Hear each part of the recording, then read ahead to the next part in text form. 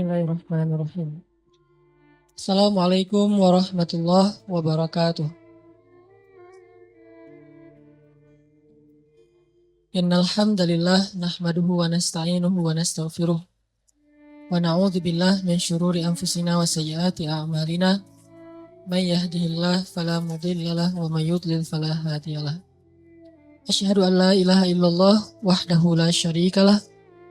Lahul mulku wa lahul hamdu wa huwa ala kulli syai'in qadir. Wa asyhadu anna Muhammadan abduhu wa rasuluhu la nabiyya ba'dah. Radina billahi rabba wa bi Muhammadin nabiyya wa bil islami dina. Rabbi syrah li sadri wa yassir li amri wa hlul 'uqdatan min lisani yafqahu qawli. Teman-teman yang dirahmati Allah Subhanahu wa taala, saya yakin semua kita pernah ngerasa GR. Ada yang nggak pernah kegeeran? Kalau saya dulu sering. Salah satu ciri orang yang masih sendiri itu adalah kegeeran. Karena kalau dia udah berdua, nggak mungkin kegeeran kan ya. Kegeeran tuh kan karena belum ada yang pasti kan. Sehingga dia kayak mensugesti diri sendiri bahwa dia tuh diinginkan, walaupun sebetulnya enggak. Ngerasa diistimewakan walaupun biasa aja. Dan kegeeran ini kadang-kadang jadi kayak hiburan juga ya, sebelum kita tahu realitanya ya.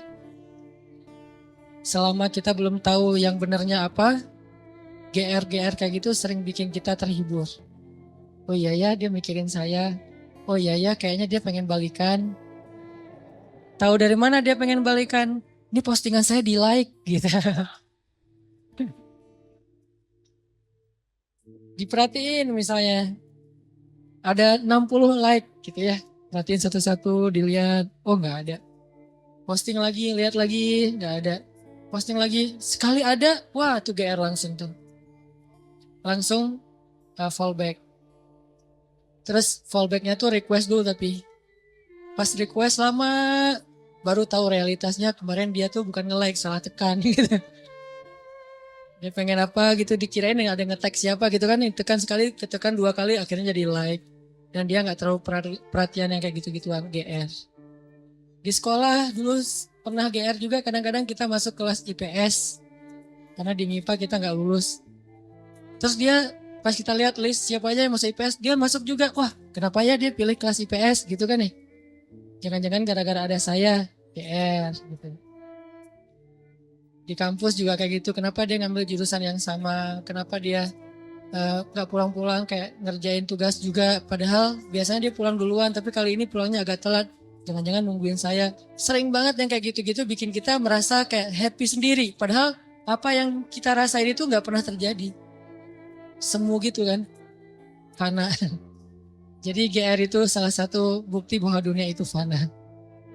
Nah teman-teman, GR dengan manusia aja kadang-kadang menurut kita tuh agak nggak pas lah.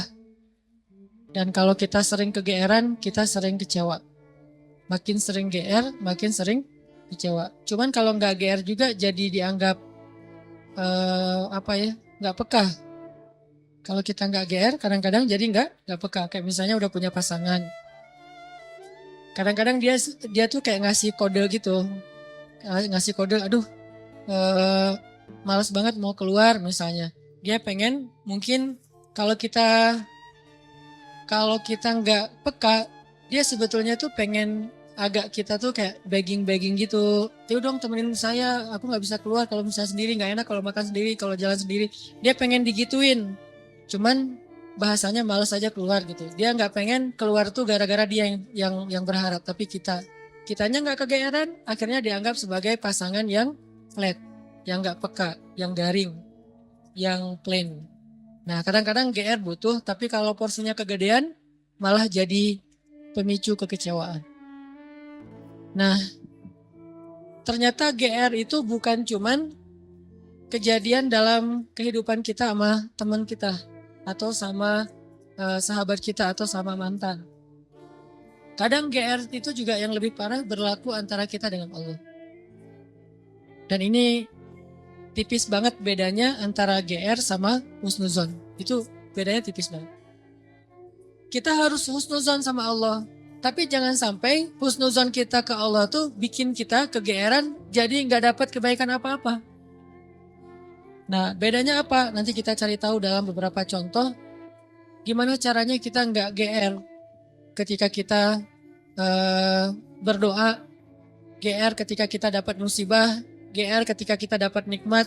Tapi juga jangan sampai bikin kita berburuk sangka ke Allah.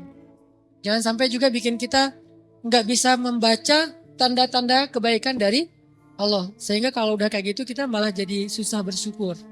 Nah, kita akan bahas ini dalam tema tentang GR dalam bahasa Al-Quran mungkin bisa diistilahkan dengan orang yang salah satu di antara amradul qulub, di antara penyakit hati. Cuman kalau disebut amradul qulub, penyakit hati kan agak-agak berat ya dan kurang sering kita alamin. Tapi kalau kegeeran kayaknya semua kita pernah ngalamin yang namanya GR. Kalau buat teman-teman yang streaming dari luar negeri, dari Malaysia, kan ada yang nanya tuh GR apa sih kan? Saya juga susah nerjemahin, ternyata GR itu bahasa Malaysia baru saya tahu tuh perasaan ya. Perasaan itu bukan meras ya, perasaan itu GR versi Malaysia atau over confidence. Nah, ada salah satu paragraf ayat GR di dalam Al-Quran. Salah satunya tuh di surat Al-Kahfi. Coba teman-teman buka surat Al-Kahfi ayat 32. Ini kisah orang yang kegeeran. Surat Al-Kahfi ayat 32. Kalau ayat kisahnya sih sampai 44. Tapi kita baca beberapa ayat aja. Surat Al-Kahfi ayat 32 sampai 44. Al-Kahfi itu surat ke 18. Ayat 32. A'udzu billahi minasy syaithanir rajim. Silakan.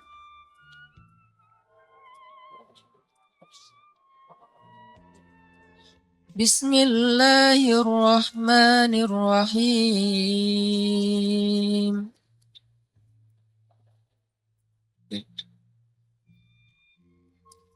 واضرب لهم مثل الرجلين جعلنا لأحدهما جنتين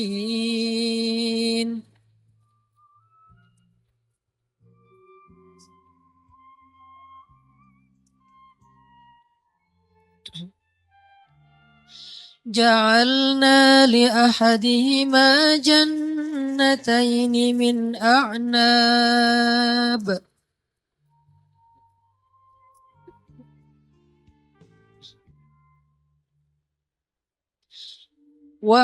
وحففناهما بنخل وجعلنا بينهما زرعا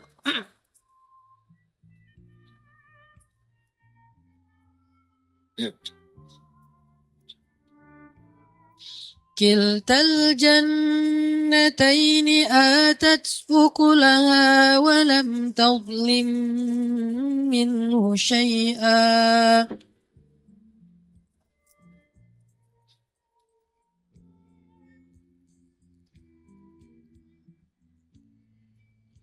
وفجرنا خلالهما نهرا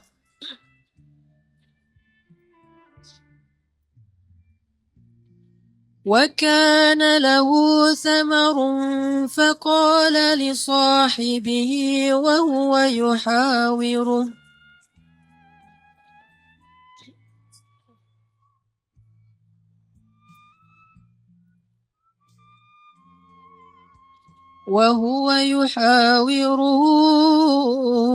أنا أكثر منك مالا وأعز نفرا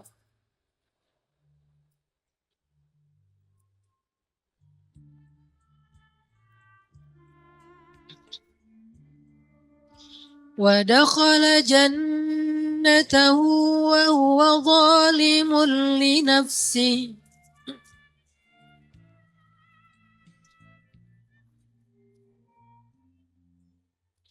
قال ما أظن أن تبيد هذه أبدا.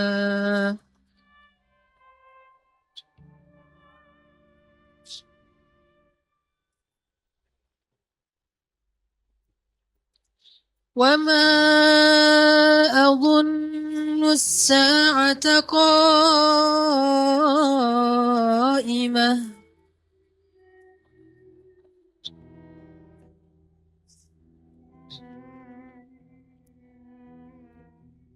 ولئن رددت إلى ربي لأجدن خيرا منها منقلبا.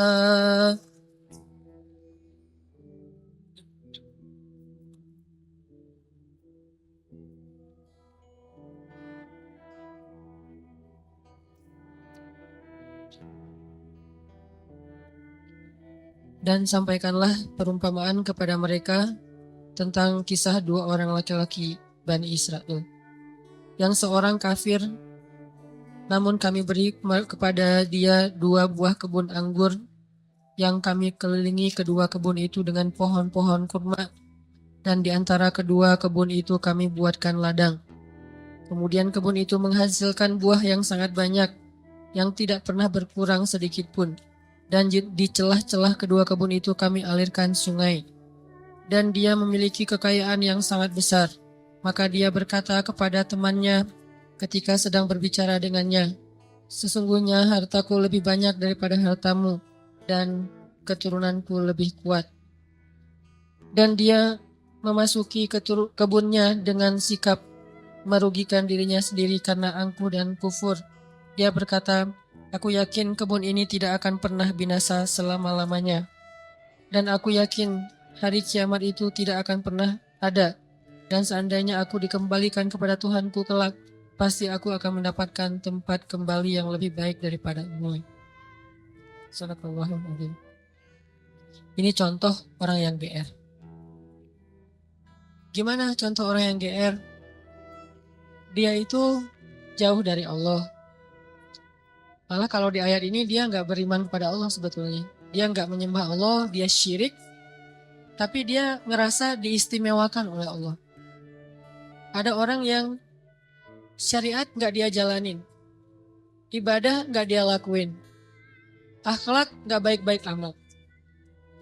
Dia punya harta tapi nggak pernah mau haji. Punya kelebihan harta nggak pernah bayar zakat. Nggak pernah bantu orang lain.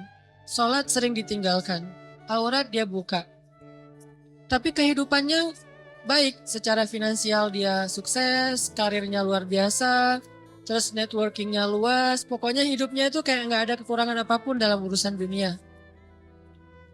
Lalu dia berpikir, oh kayaknya Tuhan nggak benci-benci amat sama saya. Jadi nggak penting-penting amat juga harus setaat yang si fulan. Buktinya tuh yang rajin ke masjid masih miskin. Buktinya tuh yang udah menjalankan syariat dengan baik masih susah. Buktinya yang udah haji ternyata kehidupannya nggak lebih baik dari saya.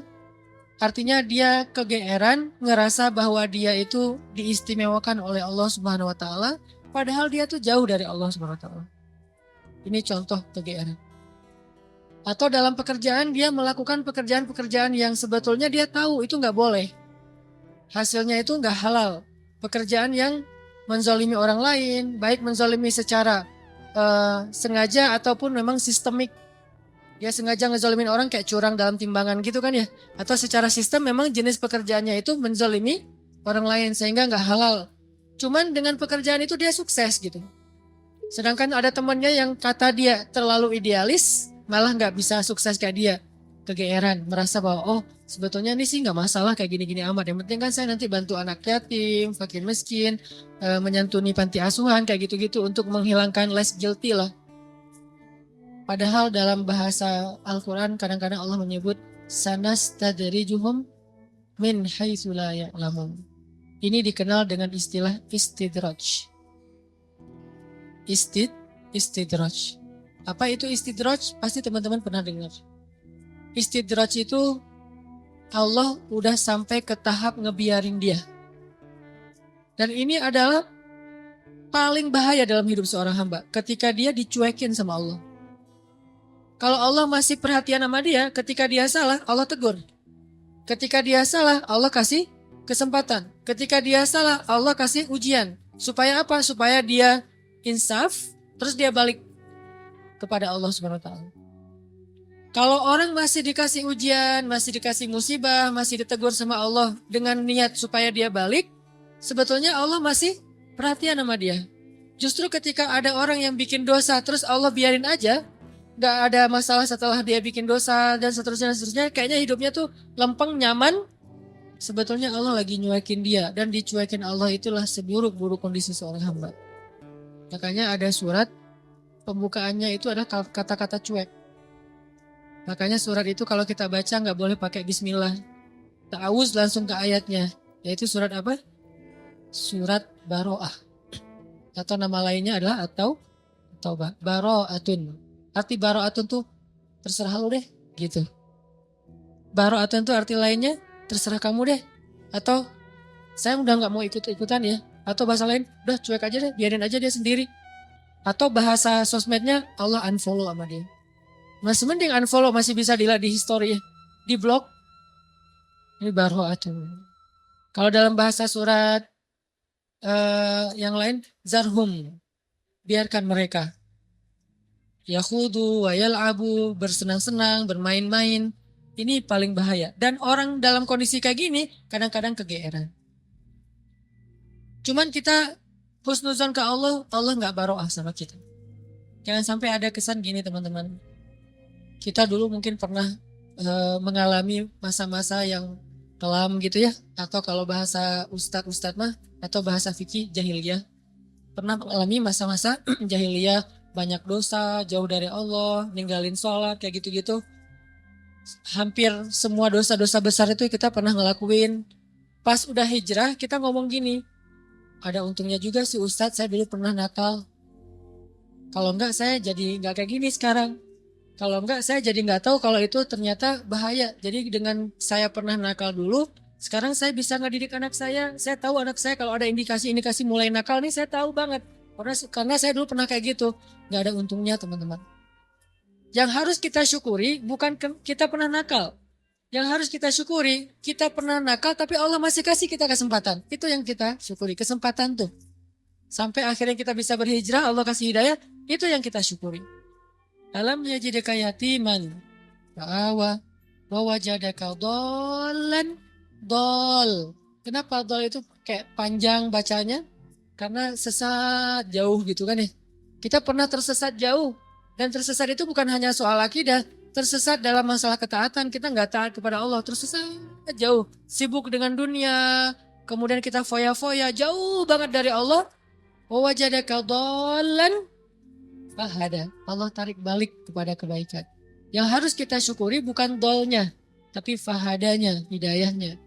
Karena kalau kita berpikir, untung juga saya dulu pernah nakal, ini bagian dari kita salah paham terhadap Allah. Jadi nggak ada baiknya kita pernah nakal, nggak ada baiknya kita pernah bandel, nggak ada baiknya kita pernah jahiliyah, pernah bikin dosa. Baiknya adalah alhamdulillah kita bisa tobat, bisa hijrah. Dan kalau kita dengar cerita orang-orang yang ngisahin masa lalunya, jangan takjub kepada dianya. Tapi kita takjub kepada Allahnya. Ya Allah baik banget ya. Dia udah sejauh itu Allah gak ilfil sama dia. Dia udah sejahat itu Allah gak ninggalin dia. Dia udah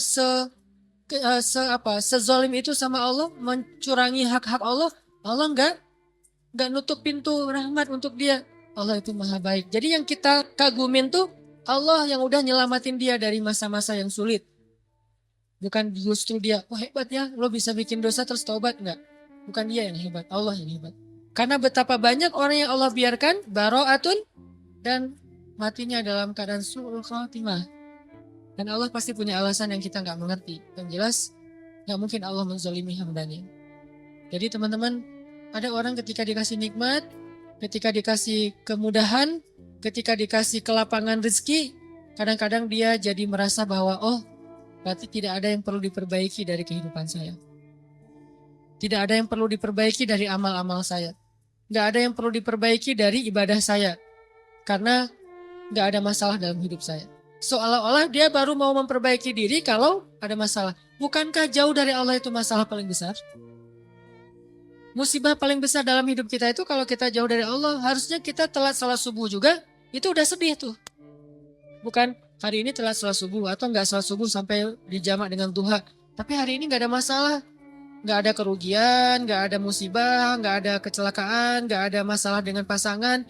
Oh, jadi aman nih hari ini nggak ada masalah apa-apa. Bukankah masalah terbesar itu masalah terbesar kita itu bukan didiemin sama pasangan. Walaupun buat saya itu berat banget. Istri itu kalau udah diem buat saya itu musibah dunia nih. Diajak ngapa-ngapain sama teman, enggak dah. Kalau istri saya masih diem, jadi saya bujuk-bujuk, cium tangan apa, nggak usah dibahas. Pokoknya gimana biar dia mau senyum dong, senyum, paksa-paksain senyum, akhirnya dia senyum, alhamdulillah. Tapi sebelum saya maksain dia senyum atau bujuk-bujuk kayak gitu, saya ngelobi langit dulu, langsung wudhu, sholat hajat, ya Allah engkau yang menggenggam hati istri saya, balikin dong hati dia ke saya. Pas balik, selesai assalamualaikum, pas ke kiri udah ada dia sebelah sih. Drama banget sih. Gak penting banget cerita kayak gitu. Yang jelas teman-teman, masalah terbesar kita bukan dicuekin oleh orang yang kita sayangin. Masalah terbesar kita bukan ada musibah atau kecelakaan di jalan. Masalah terbesar kita bukan nggak dapat proyek, tender kita nggak goal gitu. Masalah terbesar kita bukan sakit. Masalah terbesar kita dalam hidup kita itu adalah ketika kita jauh dari Allah SWT. Bisa jauhnya hari ini target tilawah nggak dapat, bisa jauhnya sholat nggak khusyuk, bisa jauhnya sholat kelewat, bisa jauhnya apalagi akhlak nggak benar, kok jadi hari ini saya kepancing emosi. Bisa jauhnya ada orang butuh pertolongan, ditolong oleh orang lain duluan, bukan kita. Padahal kita butuh nolong dia. Jadi bukan dia yang butuh kita, tapi kita butuh nolong dia supaya Allah nolong kita. Tapi hari ini nggak ada yang datang ke rumah kita, kan sedih tuh harusnya ya. Biasanya setiap hari ada aja yang minta tolong ke saya, tapi hari ini kok nggak ada ya. Itu harusnya jadi masalah besar buat kita. Itu aja udah bisa bikin kita nggak kegeeran. Dan nikmat terbesar dalam hidup kita bukan dikasih rezeki, walaupun itu kebaikan. Nikmat terbesar dalam hidup kita bukan dikasih pasangan, walaupun itu ya penting banget. Saya nggak berani ngomong nggak penting, bahaya nanti. Allah cabut lagi kan jadi jomblo, saya kan kasihan. Nggak bisa ngebully orang. Nikmat terbesar dalam hidup kita bukan dikasih pasangan, walaupun itu penting. Nikmat terbesar dalam hidup kita itu bukan kaya raya, walaupun itu pengen sih. Ada yang pengen miskin? Nabi Muhammad yang pengen miskin. Walaupun kita tahu itu baik, tapi kita nggak berani. Kalau berani coba aja doa. Ya Allah, please dong miskinkan saya. Gak ada yang berani kan ya? Yang ada Allahumma rzuqni rizqan halalan thayyiban rizqan wasi'an, yang banyak, yang luas, yang halal. Gak ada yang berani, ya Allah kasih saya rezeki yang pas-pasan aja deh, jangan banyak-banyak amat nanti bingung mau diapain. Gak ada yang berani gitu. Umar doanya tuh pas lagi tawaf, ya Allah beri saya rezeki sesuai dengan kebutuhan saya. Jangan lebih dari itu, jangan kurang dari itu. Ini pertengahan nih. Kayak gini aja kita gak berani. Saya gak berani doa kayak gini nih. Karena kalau dikasih gitu, Allah kok gini-gini amat sih. Karena yang kita butuhkan itu apa? Baju, tempat tinggal, kendaraan, makan. Itu doang. Terus jalan-jalan itu bukan kebutuhan teman-teman. Jadi kalau misalnya kita berdoa kayak Umar, kita udah gak bisa traveling, having trip, jalan-jalan, have fun kayak gitu. Kayaknya udah gak bisa. Makanya saya gak mau doa kayak Umar. Ya Allah kasih saya rezeki yang banyak, tapi jangan sampai saya jadi kufur kepada engkau gitu. Doa yang paling aman lah ya. Kalau Nabi Muhammad lebih ekstrim daripada Umar, doanya lebih keren lagi tuh. Ya Allah, hidupkan saya sebagai orang miskin, matikan saya sebagai orang miskin, bangkitkan saya bersama orang miskin. Ini kayaknya satu-satunya doa nyunnah yang kita nggak berani baca. Karena kalau sampai kita baca itu dan dikabulkan, bahaya ya.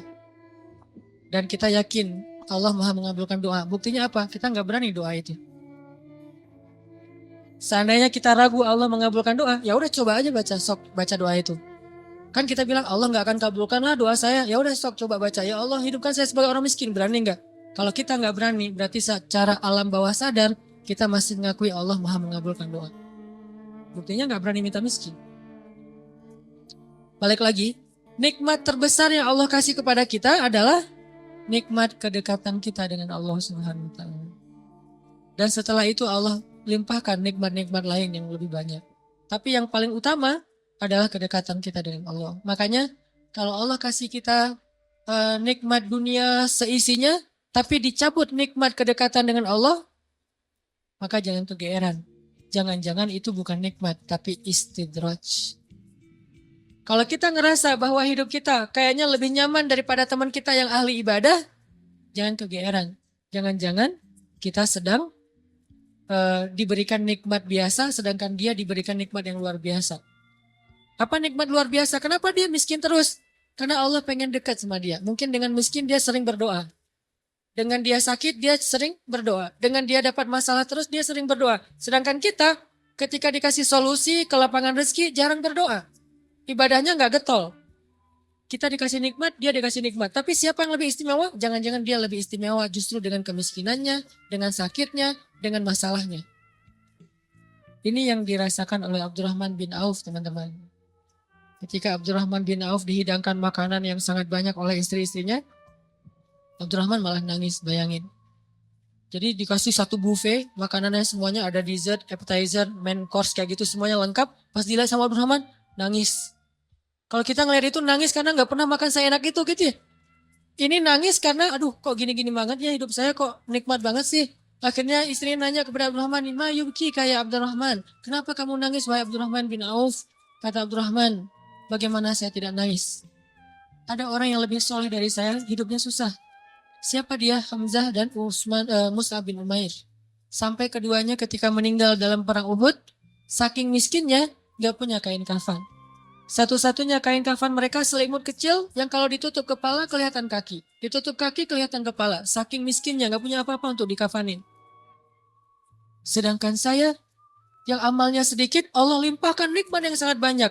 Saya jadi curiga," kata Abdurrahman bin Auf. "Curiga apa? Jangan-jangan mereka yang lebih soleh, kesolehan mereka itu dibalas oleh Allah nanti di akhirat. Makanya diirit di dunia. Sedangkan saya gak soleh-soleh amat. Ketidaksolehan saya itu dibalas di dunia. Terus dapat apa nanti saya di akhirat?" Nangislah Abdurrahman bin Auf. Gak jadi makan. Ini artinya orang kaya tapi gak GR. Kalau yang barusan kita baca di surah Al-Kahfi, orang kaya GR. Allah sayang banget ya sama saya. Nanti kalau saya meninggal pasti dikasih yang lebih banyak lagi. Ini teman-teman. Ternyata ukurannya biar kita gak GR itu adalah siapa yang paling dekat kepada Allah. Kalau ada orang kaya dengan kekayaannya rajin sedekah, kita harus acungkan jempol. Oh berarti dia dengan kekayaan itu makin soleh. Kalau kita dengan kekayaan, rajin sedekah, rajin bantu orang lain, mudah-mudahan kita husnuzon di sini. Tapi kalau dengan kekayaan kita jadi lalai, jangan kegeeran. Di sini bukan bab husnuzon, tapi bab introspeksi diri. Jangan-jangan kita kena istijraj level 1, walaupun belum level 7. InsyaAllah nanti kita lanjutkan setelah sholat. Bismillahirrahmanirrahim. Teman-teman, kita masih ngebahas tentang GR dalam merespon nikmat dan ujian dari Allah Subhanahu wa taala. Kan biasanya kalau kita ngomongin tentang nikmat identik dengan syukur ya. Terus kalau ujian identik dengan sabar. Tapi gak selalu kayak gitu keadaannya. Kadang-kadang nikmat itu bisa bikin kita GR. Ujian bisa bikin kita salah sangka kepada Allah Subhanahu wa taala. Seolah-olah Allah kalau kasih ujian itu kayak gak suka sama kita. Padahal kadang Allah kalau kasih ujian itu tandanya masih perhatian sama kita. Kenapa tuh perhatiannya ngasih ujian? Bisa banyak banget alasannya. Bisa pengen ngapusin dosa-dosa kita. Bisa pengen ngangkat derajat kita walaupun kita gak usah terlalu kegeeran ke sana. Minimal menghapus dosa-dosa ya. Bisa juga emang mungkin hanya dengan cara dikasih ujian kita rajin beribadah. Dan itu kita banget kayaknya tuh. Kalau lagi banyak masalah, tahajudnya rajin. Mendekati ujian nasional, tahajud gak tinggal selama sebulan. Hari ujian nasional terakhir, malamnya udah gak tahajud lagi. Kan kita banget nih. Nah orang yang tipenya kayak gini kadang emang cara untuk biar dekat ke Allah emang dikasih ujian. Makanya jangan jadi tipe kayak gitu. Walaupun ada orang lain yang soleh tapi tetap dikasih ujian. Kenapa? Karena Allah Subhanahu wa taala benar-benar pengen lebih dekat sama dia. Makanya Nabi bilang asyadun nas balaan al-anbiya summas sholihin. Orang yang paling banyak diuji sama Allah itu para nabi, kemudian orang soleh, kemudian yang mendekati kesolehan dan seterusnya dan seterusnya. Ternyata kadang ketika kita dikasih nikmat, kita tuh jadi kegeeran. Jangan-jangan ternyata nikmat itu bukan sebuah anugerah, justru nikmat itu adalah sebuah istidraj. Gimana kita ngebedain anugerah sama istidraj? Indikatornya sederhana. Seperti apa hubungan kita dengan Allah lewat nikmat itu. Kalau nikmat itu menjauhkan kita dari Allah dan makin nikmat makin jauh, biasa-biasa aja, lempeng dalam urusan agama, berarti nikmat itu adalah istidraj. Kalau nikmat itu bikin kita makin bersyukur, bentuk syukurnya bisa makin dekat ke Allah dalam bentuk ibadah, bisa juga makin banyak manfaatnya ke orang lain dengan berbagi, berarti nikmat itu adalah anugerah. Dua-duanya nikmat, karena dua-duanya dinikmati. Tapi ada anugerah, fadl, ada juga istidraj. Atau kadang-kadang kegeeran kita kasus yang lain, misalnya gini, kayak dalam keluarga ya, dalam keluarga kita berdoa nih, berdoa, ya Allah mudahkanlah rezeki saya, keluarga saya, pasangan saya, kayak gitu-gitu. Atau anak kita sakit, terus kita berdoa, ya Allah sembuhkanlah anak saya. Yang berdoa malam itu bukan cuma kita loh. Orang tua kita berdoa, pasangan kita berdoa. Kadang sampai pembantu juga berdoa. Tiba-tiba Allah kasih kita nikmat lewat doa ini. Misalnya anak sembuh, misalnya kita lulus ujian, misalnya dapat kerjaan. Terus kita tiba-tiba kegeeran. Ya doa saya diijabah banget ya. Di sini nih kegeerannya nih. Apa ini enggak husnuzon Ustaz? Husnuzonnya kalau Allah maha baik ya. Mau mengijabah doa orang yang tidak layak diijabah. Ini husnuzon. Kalau kegeeran, ya alhamdulillah saya orangnya layak diijabah doa ya. Doa saya itu cepat banget diijabah. Lu baru semalam doa, hari ini udah ijabah. Kalau yang diomongin adalah kitanya, itu kegeeran. Kalau yang diomongin adalah kebesaran Allahnya, itu namanya husnuzon, bagian dari tahadus bin ni'mah. Wa amma bi ni'mati rabbika fahaddis. Yang dibicarain tuh bukan kita, tapi Allahnya. Atau kalau mau lebih nggak GR lagi, kita berhusnuzonnya bukan cuma ke Allah. Allah maha baik plus, oh ini kayaknya ada doa di dalam keluarga saya nih yang diijabah oleh Allah. Bisa doa ibu, bisa doa ayah, bisa doa pasangan, bisa doa bahkan pembantu yang kita nggak tahu diam-diam dia mendoakan kita. Jadi bukan kitanya yang hebat, yang keren, yang soleh. Tapi ada orang lain di sekeliling kita yang soleh kemudian mendoakan sehingga memudahkan urusan kita. Sama kayak dalam dakwah, misalnya saya dengan teman-teman bikin pemuda hijrah nih. Pemuda hijrah ini dulu taklimnya 3 tahun yang lalu paling banyak cuma 30 orang. Selama 8 tahun. Tiba-tiba alhamdulillah Allah berikan keberkahan, jadi rame. Kita jadi bareng-bareng sekarang, ada ribuan orang misalnya. Saya selalu mention ke teman-teman, ini pasti ada orang di antara tim kita nih, yang dia itu sama Allah tuh dekat banget. Yang diam-diam malam dia berdoa, gara-gara doa dialah jadi banyak kemudahan untuk kita. Bukan, mungkin yang doa semua ikut berdoa. Saya berdoa, teman-teman semuanya berdoa. Cuman jangan kegeeran. Ya alhamdulillah ya. Saya baru doa kemarin, sekarang udah diijabah. Ini kalau kita kayak gini, ini agak kegeeran. Sesekali wajar. Kalau sering kali, ini gak bagus. Bikin kita jadi ngerasa udah baik, udah soleh. Dan Allah mengatakan, fala tuzakku anfusakum. Jangan kalian menganggap diri kalian udah baik, soleh, suci. Huwa a'lamu bimanittaqo. Allah lebih tahulah siapa yang paling taat. Jadi teman-teman, kadang kayak gitu kegeerannya. Atau ada juga bentuk kegeerannya gini. Dia jomblo. Udah gitu ngelamar cewek hafizah 30 juz.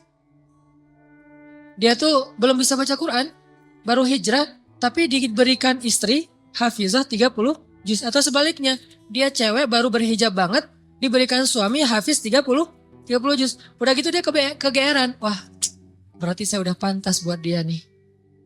Atau dia pantas buat saya. Enggak, jangan-jangan Allah sengaja ngasih kita pasangan yang soleh banget, karena cuma dia yang bisa menghijrahkan kita dan memperbaiki kita. Kalau dikasih yang tanggung-tanggung, ntar lepas lagi nih. Makanya dikasih yang gak tanggung-tanggung. Sekalian aja yang paling soleh, yang paling taat, yang paling berwawasan agama luas, sehingga kita disuruh belajar ke dia. Bisa kayak gitu. Padahal yang datang ke dia itu banyak. Ada yang sama-sama hafiz. Kenapa yang lebih baik dari kita hafiz gak diterima? Karena udah sama-sama soleh. Terus siapa lagi yang perlu diperbaiki kan?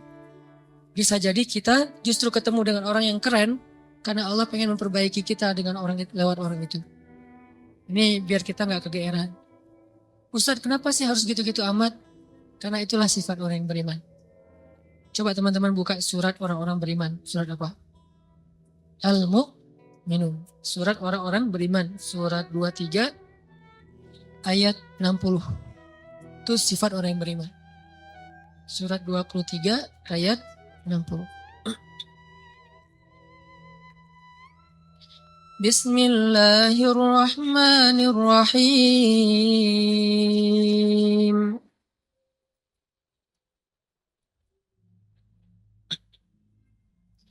والذين يؤتون ما آتوا وقلوبهم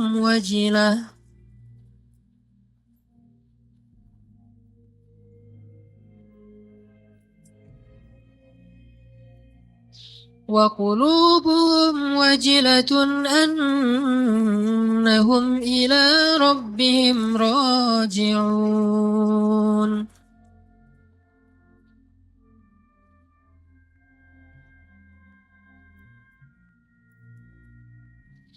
أولئك يسارعون في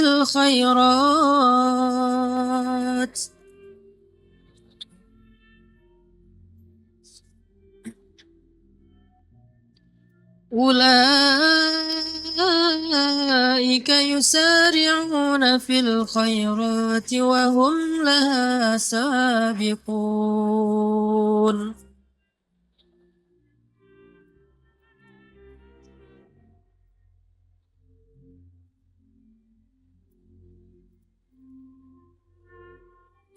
Dan orang-orang yang telah memberikan apa yang telah mereka berikan dengan hati penuh rasa takut, karena mereka yakin bahwa sesungguhnya mereka akan kembali kepada Rabb-nya. Mereka itulah orang-orang yang bersegera kepada kebaikan-kebaikan, dan mereka itulah orang-orang yang lebih dulu memperolehnya. Ini terjemahannya agak sedikit rancu ya, karena kalau kita baca tafsir bukan memberikan, melakukan. Jadi ketika ayat ini turun, Aisyah nanya kepada Nabi apa tafsirnya. Walladzina yu'tuna ma atau wa qulubuhum wajilah. Dan orang-orang yang telah memberikan apa yang mereka telah berikan, sedangkan hati mereka masih merasa takut. Aisyah nanya, maksudnya apa ya Rasulullah? Kenapa mereka takut? Apakah mereka melakukan dosa-dosa? Apakah mereka bermaksiat sehingga mereka menjadi takut? Kata Nabi, bukan. Maksud melakukan atau memberikan di sini adalah mereka udah sholat, mereka puasa, mereka sedekah. Jadi bukan cuma sedekah ya, semua amal soleh. Mereka udah bantu orang. Jadi mereka itu udah banyak banget ngelakuin kebaikan, sedangkan hati mereka wajilah, masih merasa takut. Takut apa? Takut ketika kembali kepada Allah, gak sanggup menghadap Allah dengan amal yang sedikit. Coba bayangin. Udah banyak amal, masih takut menghadap Allah, wajilah. Gimana lagi kalau berbuat dosa, beramal aja masih takut sama Allah. Kalau kita kan kadang-kadang ngerasa takut ke Allah itu kalau habis buat dosa ya. Dan ini juga bagian dari iman. Keren sih. Cuman iman kan berderajat-derajat. Lahum darajatun inda rabbihim. Orang beriman aja bertingkat nih. Ada orang beriman ketika bikin dosa takut kepada Allah. Langsung taubat. Ada yang lagi yang lebih tinggi. Lagi berbuat baik takut sama Allah. Kenapa? Dia ngerasa amal baiknya tuh sedikit dan waktunya terbatas. Dia pengen berbuat yang banyak tapi gak punya waktu. Gak punya merasa lemah, merasa tidak maksimal, merasa belum memberikan semua hak Allah, merasa kurang, merasa belum istimewa, belum sempurna. Ini orang yang walladzina yu'tuna ma atau wa qulubuhum wajilah. Makanya teman-teman kalau teman-teman perhatiin di akhir surat Al-Baqarah kan tuh ada doa Rabbana la tu'akhidna in nasina aw akhtana. Itu bukan doa orang yang berbuat dosa loh. Itu doa orang habis beribadah. Dia habis beribadah, habis sholat misalnya, doanya Rabbana la tu'akhidna in nasina aw akhtana. Udah beribadah masih minta maaf sama Allah. Ya Allah jangan marah ya sama saya kalau saya ada yang silap, ada yang lupa, ada yang gak sempurna. Ini orang beriman, udah beribadah masih minta maaf. Sama kayak ayat idza jaa nasrullahi wal fath wa ra'aitan nasa yadkhuluna fi dinillahi afwaja fasabbih bihamdi rabbika wastaghfir. Kalau telah datang pertolongan Allah dan kemenangan dan engkau melihat orang berbondong-bondong masuk kepada agama Allah, maksudnya apa? Kalau dakwah kamu sudah sukses. Wahai Muhammad, wahai kaum muslimin, kalau dakwah kalian sudah sukses, orang berbondong-bondong ikut pengajian, orang berbondong-bondong berhijrah, jadi tren baru sekarang Islam misalnya, di zaman dulu Nabi. Orang berbondong-bondong memeluk agama Islam. Dakwah kamu tuh udah keren banget, usaha kamu tuh udah maksimal. Ketika kamu mendapatkan kesuksesan dalam dakwah, maka pujilah Allah dan beristighfarlah. Kenapa? Habis berdakwah, habis sukses malah disuruh beristighfar. Dan yang disuruh itu adalah Nabi loh secara personal, bukan kaum muslimin. Kalau kaum muslimin mungkin mengatakan fasabbihu bihamdi rabbikum wastaghfiru gitu kan ya. Tapi karena personal, fasabbih bihamdi rabbika wastaghfir. Engkau wahai Muhammad. Jadi Nabi banget yang disuruh. Kalau Nabi aja disuruh istighfar, apalagi umatnya. Dan Allah menyuruh Nabi istighfar bukan habis berbuat dosa, bukan. Karena Nabi tidak berbuat dosa. Kapan disuruh istighfar? Habis sukses dalam dakwah disuruh istighfar. Kenapa? Inilah mukmin. Dia nggak pernah merasa dirinya sempurna. Dia nggak pernah merasa bahwa ini karena kerja saya, karya saya, hasil jerih payah saya, karena saya hebat. Enggak. Istighfar tetap kepada Allah. Karena kalau nggak Allah tolong, kamu nggak akan sukses. Gitu maksudnya.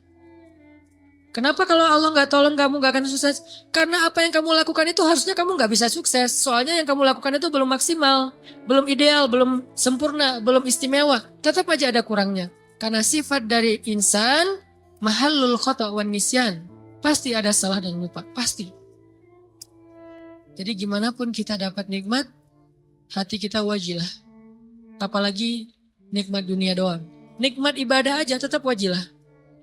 Nikmat ibadah kan, yuk tuh nama atau berarti mereka sholat, puasa, zakat, sedekah, haji, umroh, kayak gitu-gitu, tilawah, hafal Quran, tapi hatinya masih waqulu buhum wajilah. Padahal itu yang dikasih nikmat ibadah loh. Gimana kalau yang dikasih nikmat dunia? Karena nggak mungkin kan nikmat ibadah itu istidraj. Mungkin nggak? Nikmat ibadah istidraj. Allah membiarkan dia aja sholat sendiri. Nggak mungkin kan? Istidraj itu hanya berlaku untuk nikmat dunia. Tapi kalau nikmat akhirat, ibadah, ketaatan, kedekatan dengan Allah, nggak mungkin istidraj. Itu pasti nikmat yang hakiki tuh. Tetap mereka ngerasa, saya banyak kurang, saya masih. Kalau sholat, pasti tadi ada yang nggak khusyuknya. Ada yang khusyuk 4 rakaat sholat isya. Pasti ada hilang-hilangnya gitu kan ya. Lebih tepatnya, ada khusyuknya sedikit, sisanya hilang. Mungkin itu lebih tepat buat kita nih. Nggak sengaja kok udah salam aja. Atau tadi sujudnya 2 kali apa sekali ya. Tadi saya ruku gak sih? Apalagi kalau sholat sendiri tuh. Pas udah sujud, tadi saya ruku gak sih? Kan suka gitu tuh. Pas udah berdiri, tadi saya tahiyat gak sih? Atau langsung dari sujud langsung berdiri. Kan suka gitu. Salam, tadi saya syahadatan gak ya? Jangan-jangan langsung Allahumma sholli ala sayyidina Muhammad, assalamualaikum, assalamualaikum. Pas berdiri, tadi saya baca Al-Fatihah gak ya? Udah mau ruku aja. Suka gitu. Berarti banyak kurangnya dalam ibadah kita. Tilawah juga gitu, pasti banyak bacaan yang salah. Jangan-jangan salah huruf, salah makna harusnya dosa. Puasa juga gitu, gak bisa jaga pandangan. Atau sedekah juga gitu, jangan-jangan saya sedekah belum bersih-bersih amat atau belum maksimal. Masih banyak yang saya tahan, masih kikir. Intinya adalah jangan ngerasa udah sempurna. Sehingga ketika Allah kasih kita nikmat, kita merasa diri kita emang pantas mendapatkannya. Bukan. Ketika Allah kasih kita nikmat, kita bilang, sebetulnya saya nggak pantas, tapi Allah maha baik.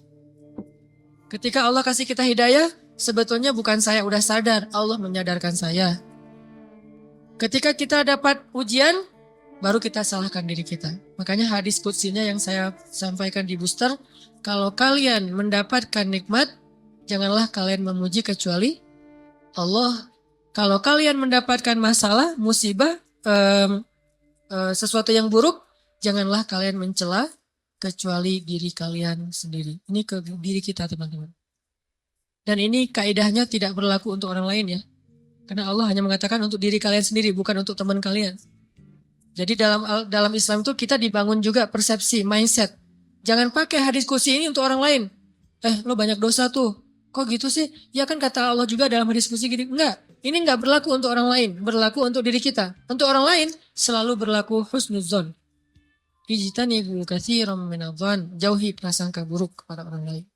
Kalau dia dapat nikmat, Masya Allah, Allah sayang kepada dia sehingga diberkahi rezekinya. Kalau dia dapat ujian, Masya Allah, Allah pengen menggugurkan dosa dia, pengen mengangkat derajat dia. Kalau ke kita dapat nikmat, saya sebetulnya nggak pantas, tapi Allah baik banget sama saya. Kalau kita dapat ujian, emang saya layak diginiin sama Allah. Ya Allah, ampunkan dosa saya, angkat musibah saya. Terus mana ada peluang buat kita menghakimi orang lain? Kan nggak ada peluang. Sesama mukmin, sesama muslim, nggak ada peluang kita menjelek-jelekan orang lain.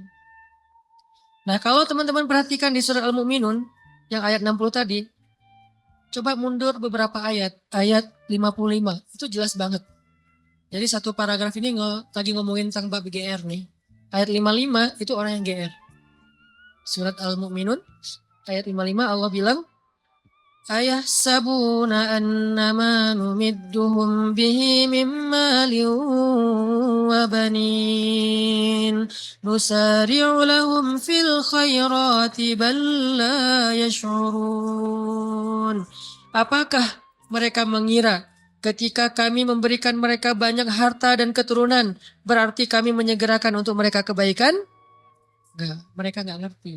La yash'urun itu enggak sadar, enggak ngerti, enggak ngerasa. Jadi nggak selalu ketika Allah numiddu lahum mim malin wa banin, ketika Allah ngasih harta dan keturunan yang banyak, maksud harta dan keturunan tuh kehidupannya bahagia, rumah tangganya aman-aman aja nggak ada masalah, maka berarti nusari'u lahum fil khairat, belum tentu. Seolah-olah Allah itu sayang banget sama dia, belum tentu. Kalau gitu kita suudzon sama Allah, enggak. Kita tetap berpikir Allah itu maha baik. Terus kalau kita dapat nikmat, itu bukti bahwa Allah maha baik, bukan karena kita pantas. Atau mungkin ini adalah ujian dari Allah. Antara dua. Antara Allah emang baik banget walaupun kita nggak pantas. Atau Allah sedang menguji kita dengan ujian yang kita senangi. Dulu ketika masih sendiri, setiap malam tahajud. Ya Allah, beri saya pasangan imam yang bisa ngimamin saya. Nggak apa-apa deh yang dibaca Al-Ikhlas juga. Yang penting dia imam. Yang imam, ya Allah beri saya makmum. Mudah-mudahan dia tetap mengamini doa-doa saya. Walaupun mungkin doa saya gak fasih. Doain setiap malam tahajud. Allah kasih nih. Persis kayak bayangan kita banget nih. Spesifik. Hidungnya, matanya, wah segala macam. Gua banget lah pokoknya. Pas udah dapat gitu masih bangun tahajud gak? Atau udah mulai telat-telat dikit? Kenapa telat-telat dikit? Susah bangunnya sekarang. Kalau dulu bangun cuman ngangkat bantal guling atau cuman selimut doang, itu juga kadang-kadang. Karena seringnya selimut udah terbang kemana, bantal guling kemana tidurnya teh. Maceh banget tidurnya. Ada juga pas dia mau bangun, sekarang beda, bukan bantal guling, lengan. Mungkin lengan itu lebih ringan daripada bantal guling. Secara kilonya kayak gitu ya. Tapi rasanya berat. Taruh lengan, gimana nih caranya? Ntar dia terbangun. Kan saya nggak pengen ngebangunin dia, kasihan, alasannya modus. Nggak tahajud, atau tahajudnya telat, atau mulai berkurang. Lama-lama tadi tahajud 11, sekarang jadi tinggal 8, 4, 2, tinggal witir doang. Tapi masih lumayan lah. Akhirnya subuh di masjid, subuh di rumah, subuh telat, subuh dijamak dengan duha. Kan bertahap tuh. Udah gitu ngejamaknya kompakan lagi, berjamaah. Jamak subuh sama duha berjamaah sama suami istri, kan kompakannya Masya Allah luar biasa, kompak, istiqomah, menjamak. Allah pengen nguji kita lewat pasangan justru. Kadang Allah pengen nguji kita dengan terlalu sibuk dengan kerjaan. Tadinya kita gak punya kerjaan, nganggur, akhirnya bisa beribadah tepat waktu. Begitu udah ada kerjaan, jadi gak tepat waktu lagi. Kenapa? Alasannya mulai sibuk, mulai rush, mulai tight jadwal, kayak gitu-gitu. Ini artinya jangan selalu kegeeran bahwa Allah sayang sama kita. Bahwa kita layak disayangi oleh Allah, bukan. Mungkin antara dua, Allah emang baik banget atau Allah pengen menguji kita dengan nikmat tersebut. Jadi di sini disebutkan ayahsabun, apakah mereka mengira annama numiddu lahum min malin wa banin nusari'u lahum fil khairat bal la yash'urun. Mereka pikir kalau kami udah ngasih mereka harta dan keturunan berarti kami menyegerakan kebaikan buat mereka? La yash'urun, mereka nggak ngerti. Justru orang beriman di ayat berikutnya disebutkan walladzina yu'tuna ma atau wa qulubuhum wajilah annahum ila rabbihim raji'un. Ulaika, orang yang kayak gini nih, yang wajilah, yang ngerasa kurang, yang ngerasa nggak pantas, yusari'una fil khairat. Selalu bersemangat melakukan kebaikan-kebaikan yang lain. Kenapa? Dia merasa masih kurang dirinya. Jadi jangan terlalu kegeeran. Kita boleh bilang alhamdulillah ya Allah mengijabah doa, ya boleh. Tapi jangan bilang alhamdulillah ya saya tuh emang doa saya jitu banget. Doa saya tuh emang cepat banget diijabah. Jangan sebutkan saya sama sekali. Kalau dalam kebaikan. Ini kita belajar bertahap. Kadang-kadang gak nyebutin di lisan, tapi di hati. Enggak lah, ini mah nikmat dari Allah dalam hati gua gitu loh.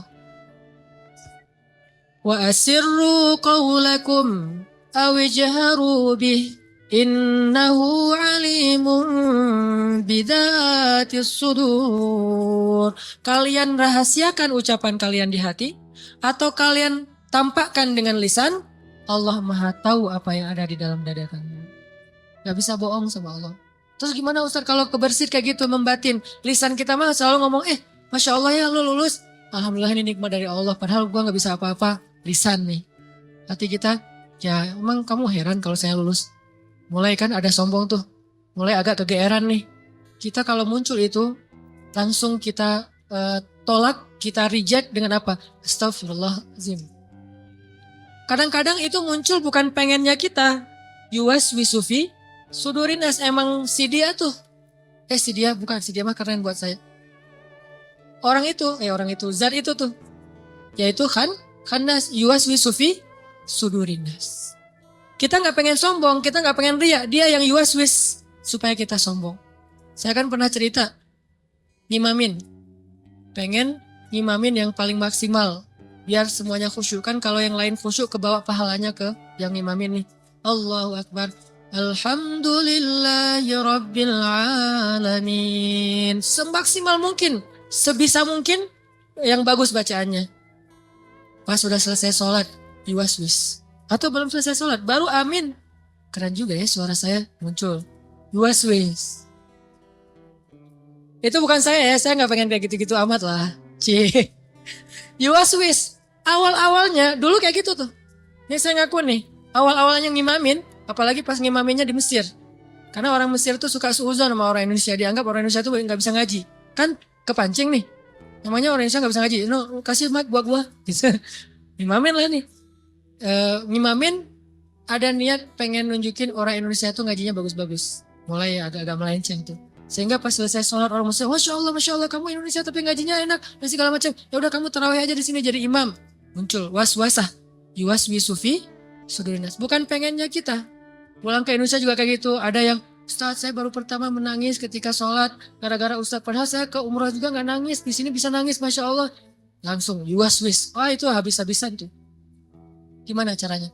Gara-gara itu terus saya gak jadi berusaha semaksimal mungkin. Ya udah deh, gua biasa-biasa aja daripada sombong. Alhamdulillah Rabbil Alamin. Ar-Rahmanir-Rahim. Ustaz kok ngajinya gitu? Saya gak mau sombong. Was-was juga ya, yuwaswis. Wah lo ikhlas banget ya orangnya, ikhlas.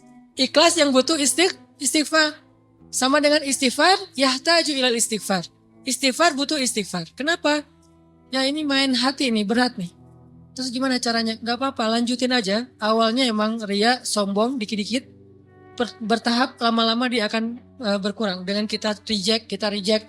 Enggak. Mau enggak sih, kita tuh enggak setuju sama dia.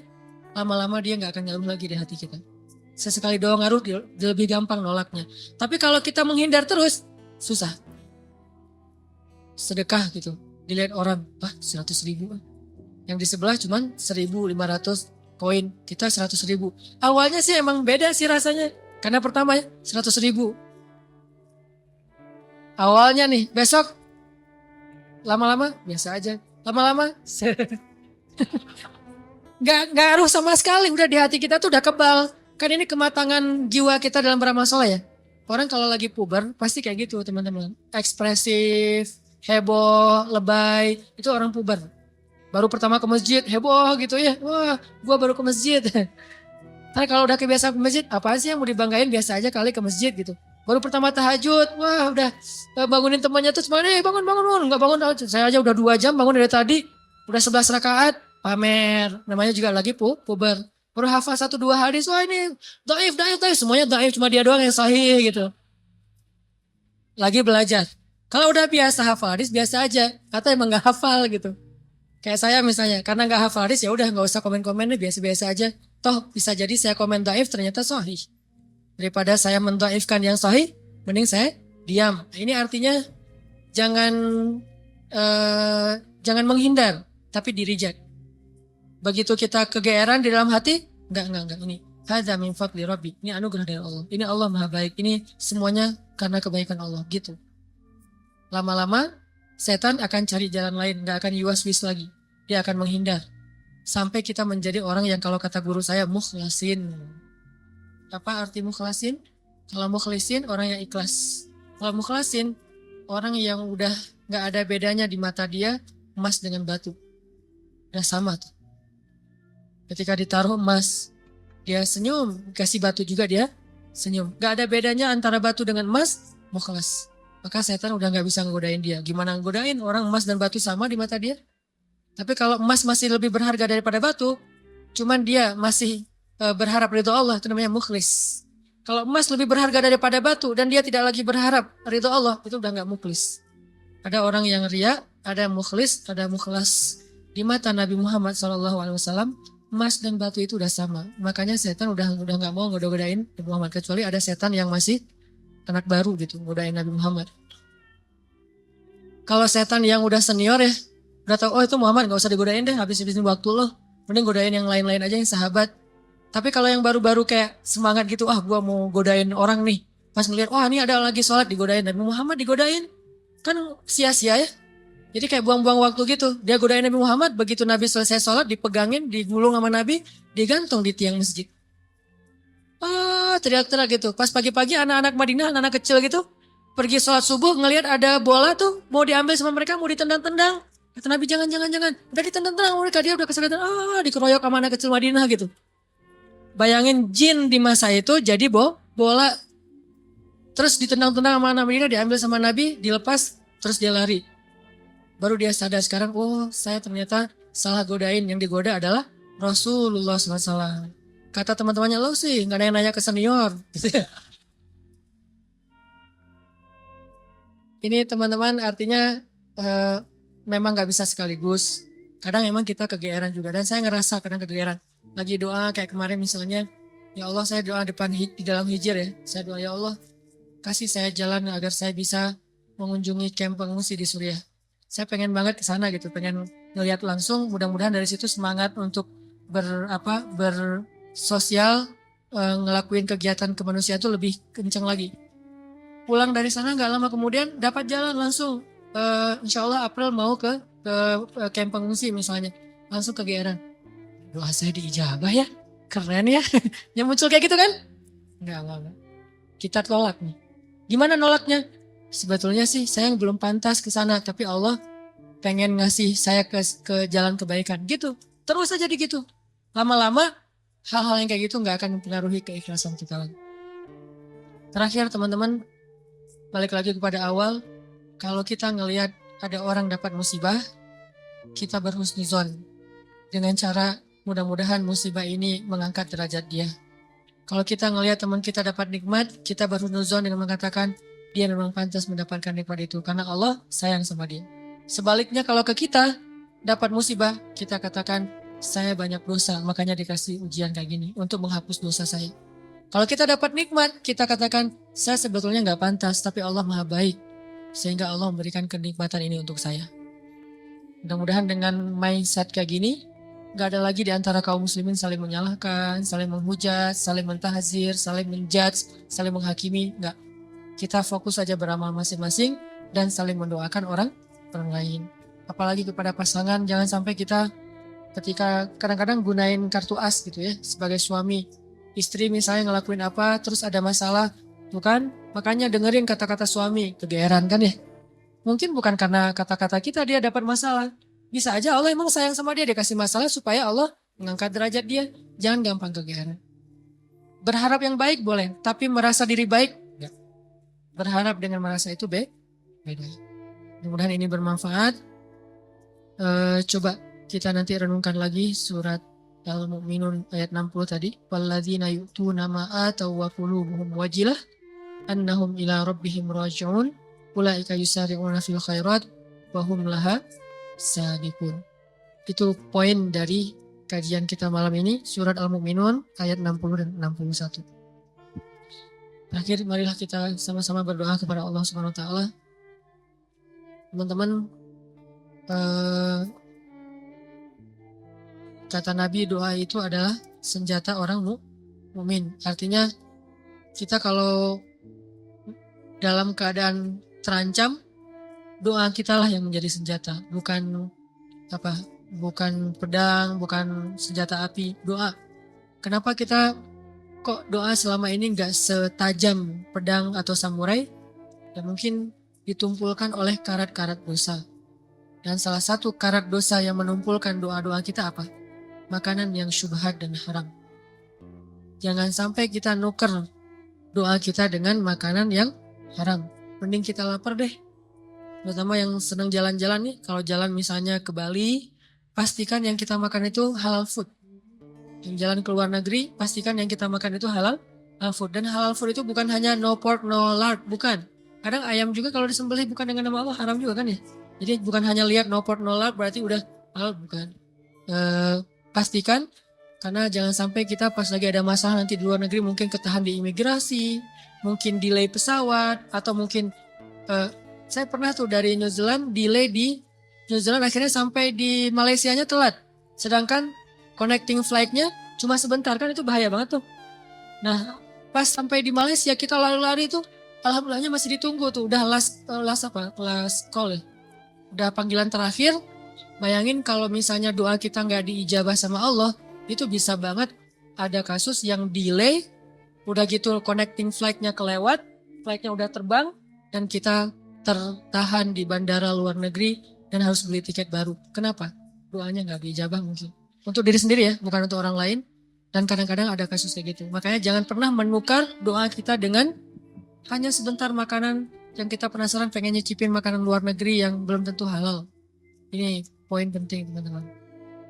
Jadi saya nggak ngomongin fikih halal haram, lebih kepada efek dari makanan yang haram itu apa. Kalau fikihnya tanya kepada ulama-ulama.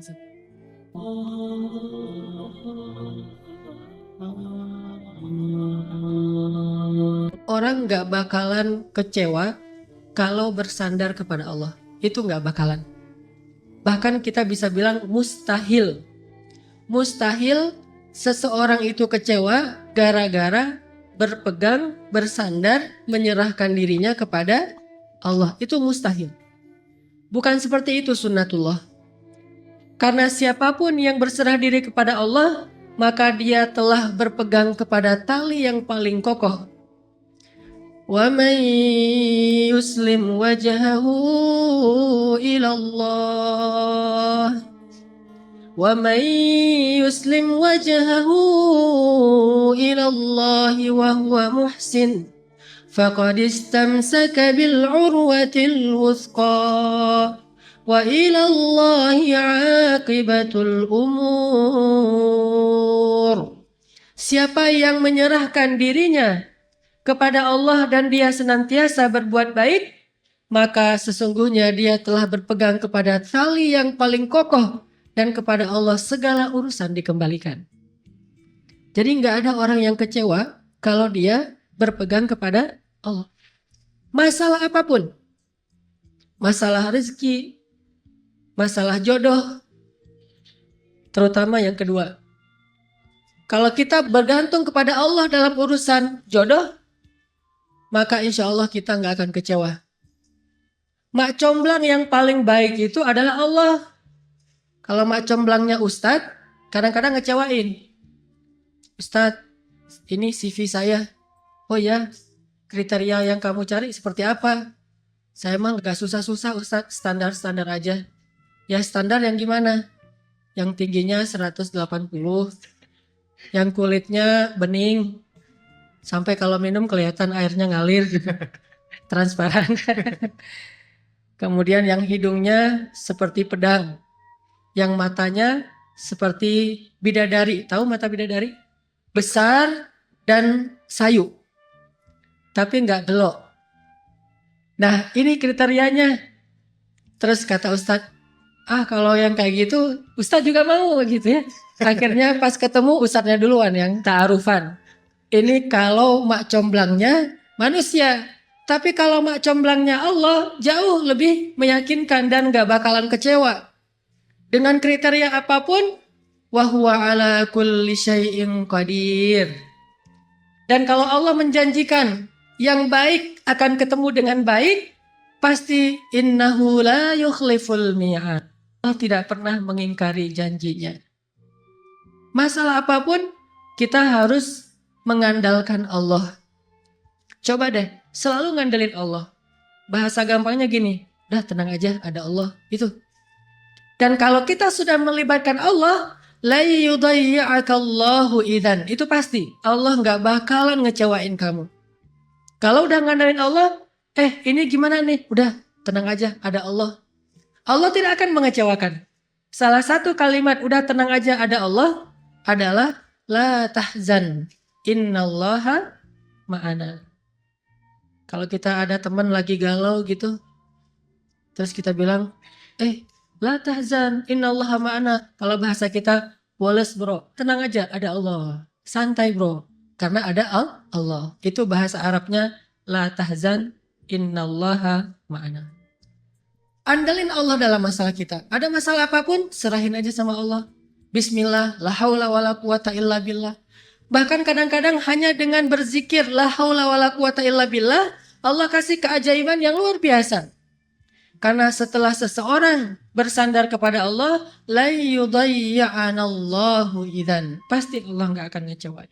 Pasti Allah enggak akan ngecewain.